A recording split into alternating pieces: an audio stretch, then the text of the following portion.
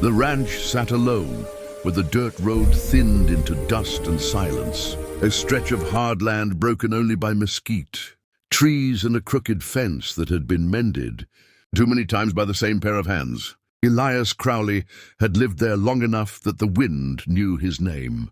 He rose before dawn, fed his horses, checked the water troughs, and spoke little to anyone who didn't need words spoken. Folks in Dry Creek said he was a fair man, quiet, and carrying something heavy he never set down. No wife, no children, no help beyond a young ranch hand who came twice a week. When the sun slid low, Elias would sit on the porch with a tin cup of coffee and watch the land breathe, red and endless, as if it were the only thing that understood him. That evening, a storm had passed through without rain, leaving the sky bruised and the air sharp.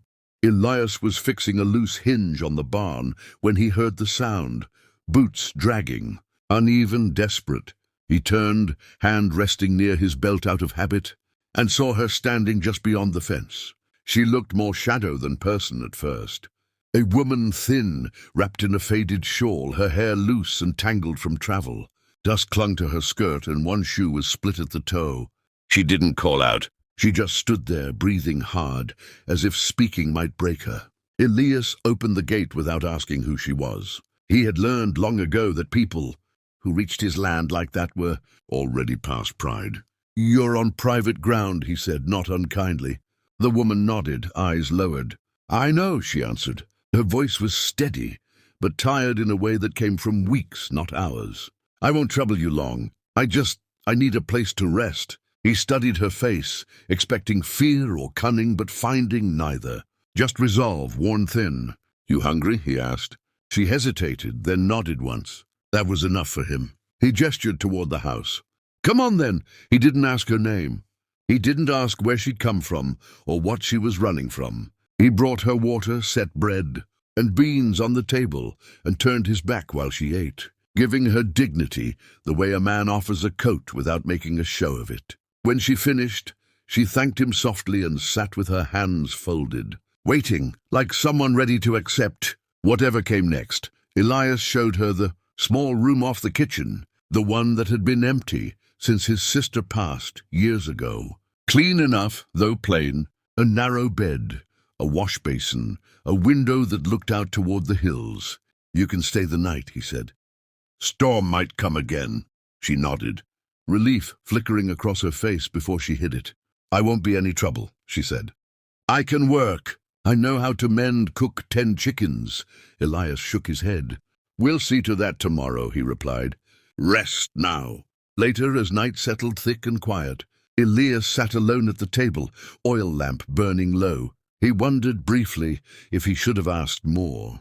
The territory was not gentle to lone women, and trouble had a way of wearing innocent faces. But something in her eyes had stopped him, an honesty born of exhaustion, not performance. He poured himself another cup of coffee and listened to the wind rattle the shutters. From the other room, he heard her cough softly, then silence again. Sleep came slow. Memories often rose at night uninvited. The past was a place Elias avoided in daylight, but darkness gave it permission. He dreamed of fire and shouting, of a boy's voice calling his name, of a promise broken by blood and dust. When he woke before dawn, his hands were clenched, heart pounding like hooves across hard ground. He sat up, breathing through it, reminding himself where he was. The ranch, the present, the woman in the next room. By morning she was already awake, sweeping the kitchen floor with careful movements, as if trying not to be seen. Elias watched from the doorway. "You don't have to do that," he said. She paused. "I wanted to," she replied. "Feels wrong to take without giving." He nodded. "What do I call you?" he asked at last. She hesitated, broom still in her hands. "Mara," she said. "You can call me Mara." He accepted the name without question, though something in her pause lodged in his mind. They spent the morning in quiet work. She fed the chickens, gathered eggs, and learned the rhythms of the place quickly. She didn't ask questions. She didn't complain. At midday they ate in silence, the kind that didn't strain.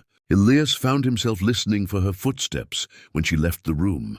aware of her presence in a way he hadn't been aware of anyone in years. Still, he kept his distance. Kindness, he believed, should never come with expectations.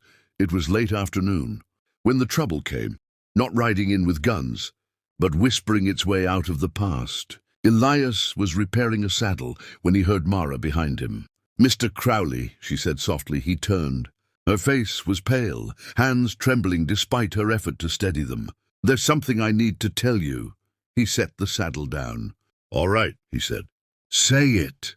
She swallowed, eyes fixed on the dirt between them. "I didn't tell you the truth about my name," she began. Elias didn't interrupt. She drew a breath that seemed to scrape her chest. "The name I gave you is safe, but it isn't the one that matters." She looked up then, and fear finally showed itself, sharp and real. "I came here because I had nowhere else to go. Because of something tied to you." Elias felt a tightening in his gut, old instincts waking. "You don't know me," he said carefully. "You couldn't." Mara shook her head. "I know enough." Her voice dropped to a whisper, as if the land itself might overhear. She spoke one name, quiet but clear, a name Elias had not heard spoken aloud in over 15 years. The world seemed to tilt. The barn, the sky, the land he trusted, they all blurred as that name struck him like a blow to the chest. It was the name of the boy he had buried, the name of a promise he had failed. Elias took a step back, color draining from his face. "Don't say that," he muttered. "You don't get to say that." Mara's eyes filled with tears, but she didn't look away. "I wouldn't," she said, "if it wasn't true." Silence fell between them, heavy and dangerous. Elias stared at her as if seeing her for the first time, questions burning through his shock. Who was she really? Why had she come?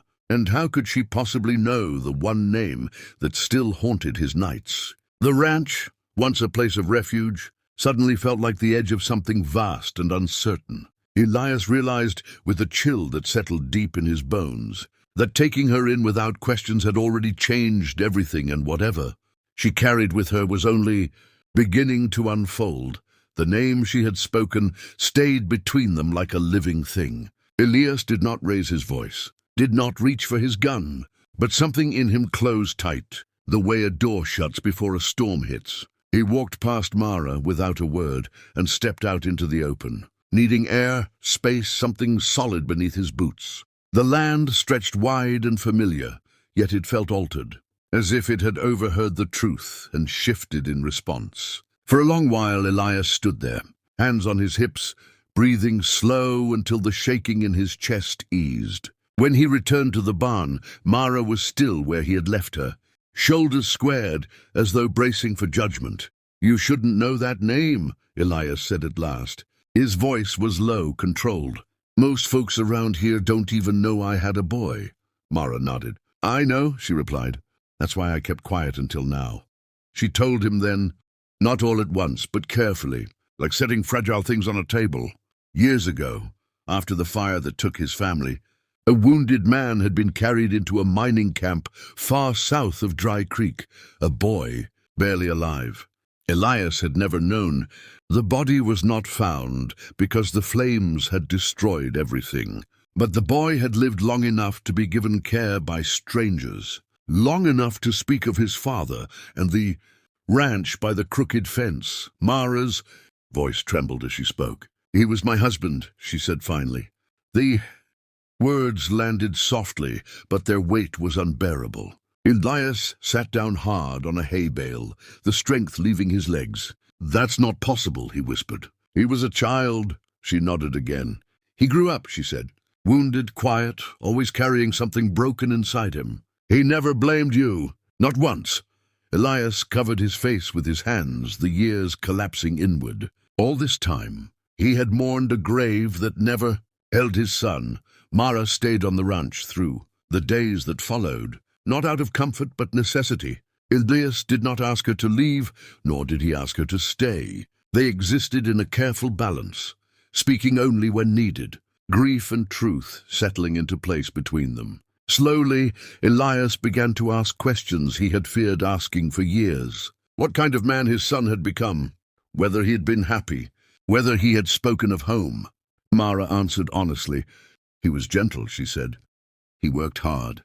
He loved this place even without ever seeing it. Again, she told him of the sickness that had taken her husband, of the debts left behind, of men who came after her when she could no longer pay. That was why she had run. That was why she had followed the directions her husband had once drawn in the dirt, pointing north, always north. Elias listened, every word cutting and healing him all at once. The guilt he had carried began to shift, not vanish, but soften around the edges. He had failed once, yes, but his son had lived, loved, and left a trace in the world. One evening, as the sun dipped low and painted the land gold, Elias brought out a small wooden box he had not opened in years. Inside was a child's carved horse, worn smooth by small hands. He set it on the table between them. Mara's breath caught. "He made one just like that," she whispered. Elias closed his eyes. "Then maybe," he said, "I wasn't as lost to him as I thought." For the first time since her arrival, Mara allowed herself to cry freely, and Elias did not look away.